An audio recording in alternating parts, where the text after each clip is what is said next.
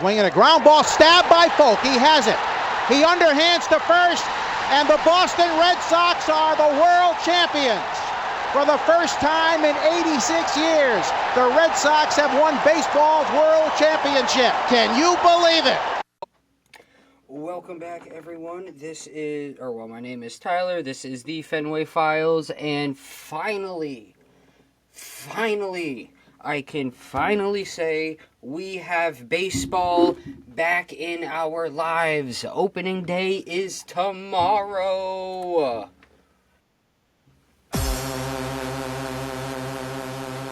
I am so excited for the season. I can't even begin to explain how much potential this team has. Now, I'm making this episode specifically about the roster. While the team hasn't officially come out with the official 26-man starting roster, I have pieced together tweets. I have pieced together things that Alex Cora has said, and I do believe I have accurately written down the 26-man roster for opening day. Now, this roster does have some moving pieces because there are injuries, especially Brian Bayo, Lucas Giolito. Eventually, Patrick Sandoval is going to be coming back after Tommy John, probably post-All-Star break. But tomorrow, finally, we have baseball back in our lives, and I am thrilled. Now, we are pitching in Texas. Game is at 4 o'clock. Tune in to Nesson at 2:30 for all of the pregame festivities.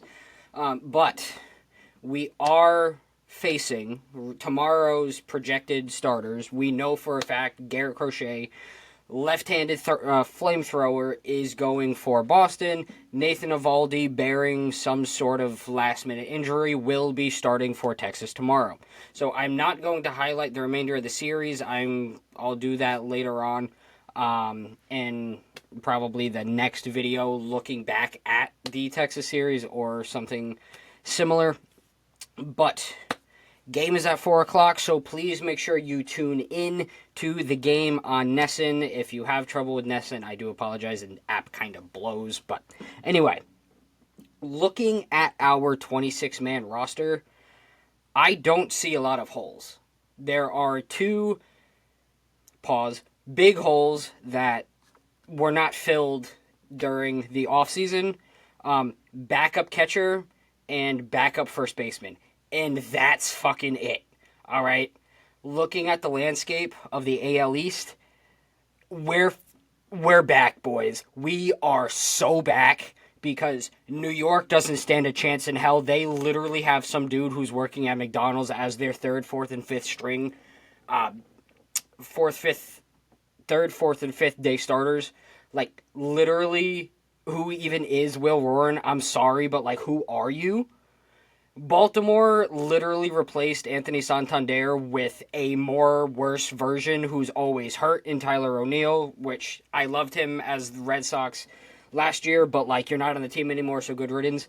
And they didn't replace Corbin Burns, so, like, with what pitching staff are you going to win the AL East, buddy? Yeah, good fucking luck. Peace.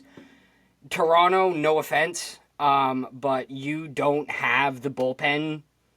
And honestly, you don't have the firepower in your lineup to win the division. I do have Toronto over the Rays in the division, but I don't think that Toronto is better than the Orioles, and unfortunately, I don't think they're better than the Yankees. They're definitely not better than your Boston fucking Red Sox, so I'm sorry, but I don't see them making the playoffs. I have the Tigers down to be better. I have the Mariners down to be better because offensively they can't get any worse. Their pitching staff is now healthy, and the Royals are going to be better. So that kind of takes up the 3 wildcard spots. So what's going on with Toronto? So unfortunately, I don't see them making the playoffs. It is what it is. So I'm predicting the Red Sox to win the division. I'm putting them at 94 wins, which is on the higher side, but I think they're going to start off hot. They're going to finish hot. We're going to dominate early, we're going to dominate late, and we will be, if not the 2 seed, the 1 seed in the playoffs. I see most of the playoffs going through Fenway Park because the playoff atmosphere at Fenway Park is nothing like you've ever seen before. That New York Yankees Boston Red Sox wild card game from 2021 blew my tits off. All right, we need that energy back in Fenway. So I'm gonna go down the 26-man. Explain my thought process, how I got there. Some of this is going to be self-explanatory. Some of it is going to be me piecing together tweets from Alex Cora. So really quick, I just got to check to make sure my daughter is still sleeping. Wonderful.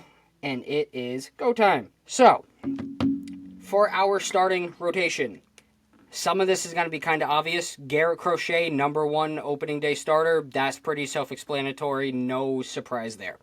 Number 2, I was kind of surprised with this. Tanner Houck was named the number 2 starter in our rotation. Now, bearing some sort of injury, maybe that changes. Maybe he wants an extra day because he got his face lit off the last time he pitched during spring training. But it is Crochet, Tanner Houck, all-star from last year. Walker Buehler, redemption season. Walker Buehler will get AL Cy Young votes. Even if it's 1, write it down. I don't care. I will bet my house on it. Richard Fitz, up-and-coming phenom through the Red Sox farm system. You can make the argument with me that Richard Fitz would be on this team even if it wasn't for the injuries to Bayo and Crawford. Now, Bayo, Crawford, Giolito, unfortunately, they will be coming back into the rotation. I'm kind of predicting that it's most likely going to be Crawford that gets, Bayo that gets put into the bullpen at some point because I cannot see them moving Crochet, Houck, or Buehler. However, if Tanner Houck continues to suck like he did in spring and like he did in fucking August and September when we needed him the most, then he is probably going to get moved to the bullpen or made one of those hybrid starters that goes 3 innings, and then Bayo goes 3 innings, and then the bullpen takes over. I hope that doesn't happen, but that's kind of my prediction. But we are looking realistically at a September starting rotation that has 7 people in it. Now, 7 starters going into the postseason is like finding the effing holy grail, because you would have Crochet, Houck, Buehler, Fitz, Patrick Sandoval, Lucas Giolito, Cutter Crawford. So you're looking at realistically 8. I don't see, unless Fitz is just lights out, I don't see him staying up in the Major League roster.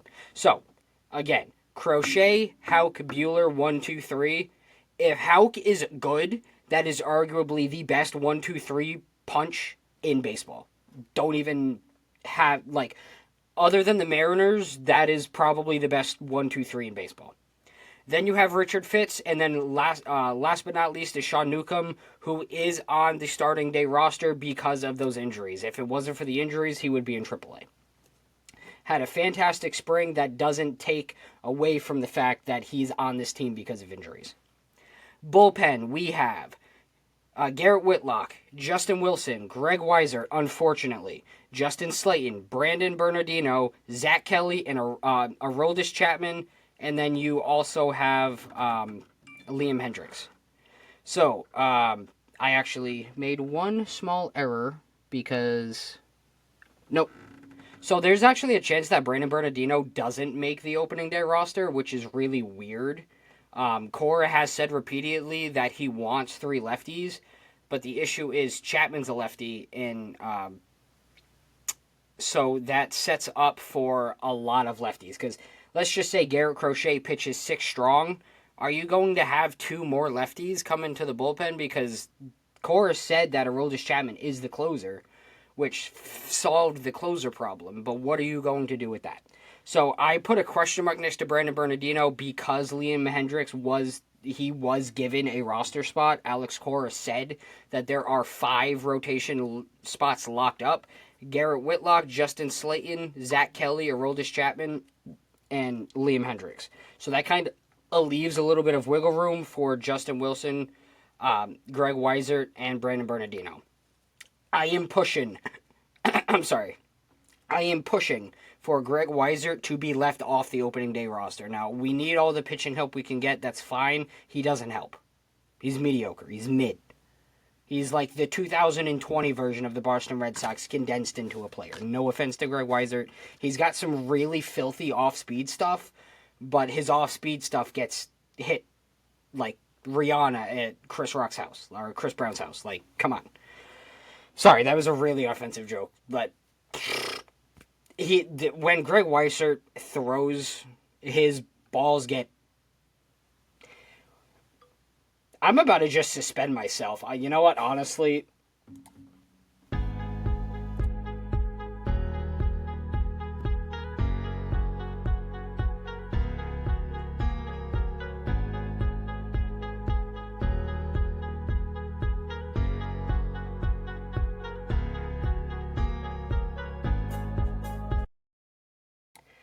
Alright, so sorry about that. So when Greg Weissert throws, his off-speed stuff gets hammered a lot. Cause for his high ERA. So getting to the position players, and this is when it gets kind of fun. We have two catchers. Connor Wong, starting day catcher, that wasn't ever a question. Carlos Navarez, really good backup catcher, good defensively. Very, very limited offensively. I don't see him amounting to anything. Now, if he does, fantastic. If he could be the Reese McGuire of this team from last year who hits 300, great. But, I mean, that's one of the holes that this team didn't fill, is our backup catcher. And there were plenty out in the market. I personally like Connor Wong. I don't love Connor Wong. He either shows up to the plate or he shows up behind the plate. It's been a very long time since he's done both in one game.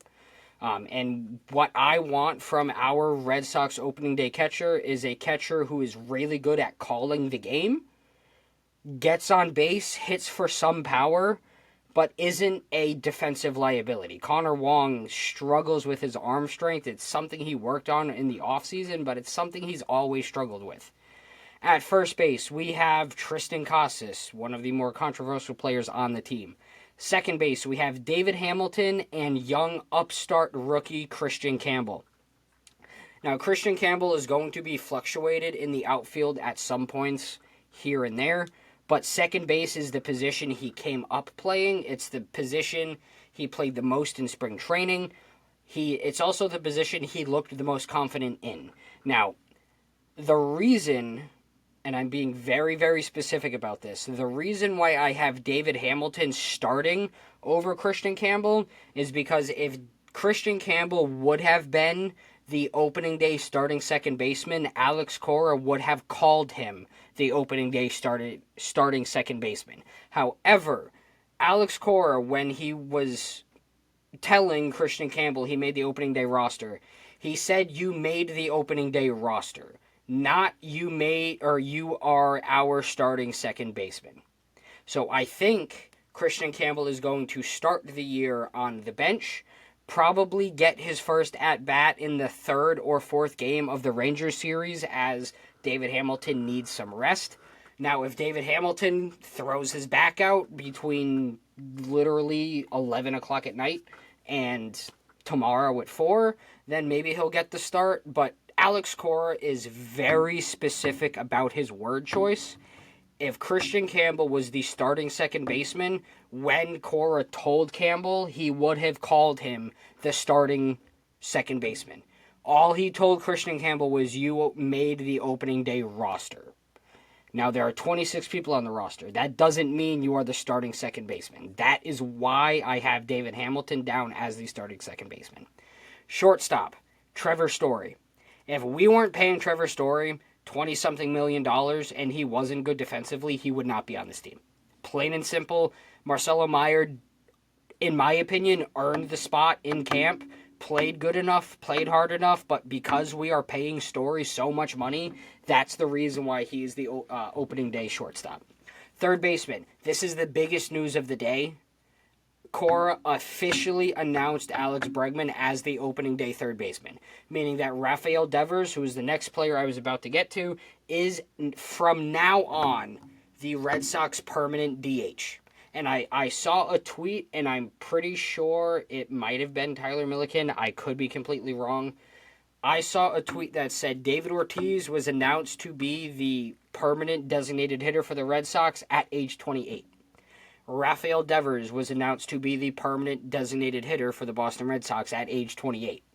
Guess what happened when the Red Sox announced David Ortiz as their designated hitter when he turned 28? They won the World Series. So if we don't win the World Series, or at least make it to the World Series, then I'm talking out of my ass.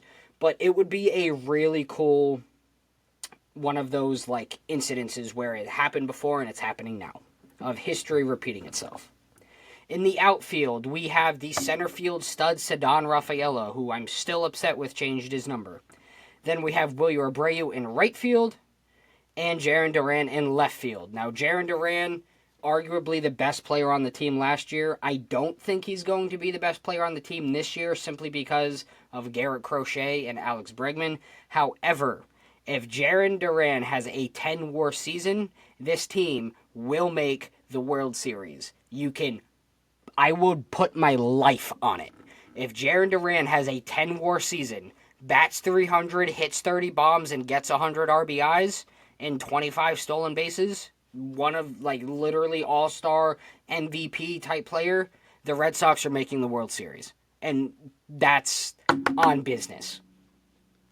The last outfield spot is kind of a bench piece. That's Rob Refsnyder, lefty killer. The only reason why he's on the opening day roster is because of his offensive ability against lefties, especially when a lot of our other players struggle against lefty pitching. And then on the bench is Romy Gonzalez, who's essentially like a gap filler, first, second, wherever he's kind of needed. Christian Campbell, and then obviously in that last bench spot is Ceddanne Rafaela. I'm sorry, Rob Refsnyder. So, if you're keeping track of all of that, there's 27 there. Now, obviously, there's 26 people who are making the roster. The big question mark of, like, are you making the team or not, is in the bullpen.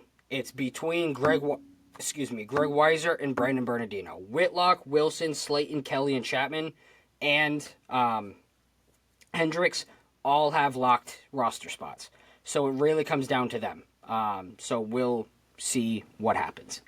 So, as I said earlier in this video, my prediction, 93 wins, 1 seed in the playoffs, and we win the effing division. And finally, we have postseason baseball come October, and that shit runs through Boston. I am so damn excited for this season. I have not felt this much hype around this team since 2018, since the winter of 2017 when we signed all of these players and we had an absolute wagon of a team. So I am going to say a couple of extra prayers tonight and make sure everybody stays healthy on this team. We don't have any serious injuries. And again, first pitch tomorrow. Make sure your eyes are on your TV watching every second of the game. Game starts at 4 o'clock, so please do not be late. Again, it's Garrett Crochet versus ex-Red Sox Nathan Eovaldi. First pitch is at probably going to be like 4:05 just because baseball's weird and they like to throw in an extra 5 minutes. But opening festivities, all the ceremonies are at 2:30, so please make sure that you look at Nesson at like 2:25 just in case there's some sort of technical difficulties. So, to recap, we are finally getting postseason baseball back at Fenway Park for the first time since 2021, and ya boy is so gosh darn happy for it. I am so excited for what this season has to offer, and I hope that you all are just as excited as I am. I hope you all have a wonderful rest of your night, and I look forward to making more of these episodes now that the season has officially started.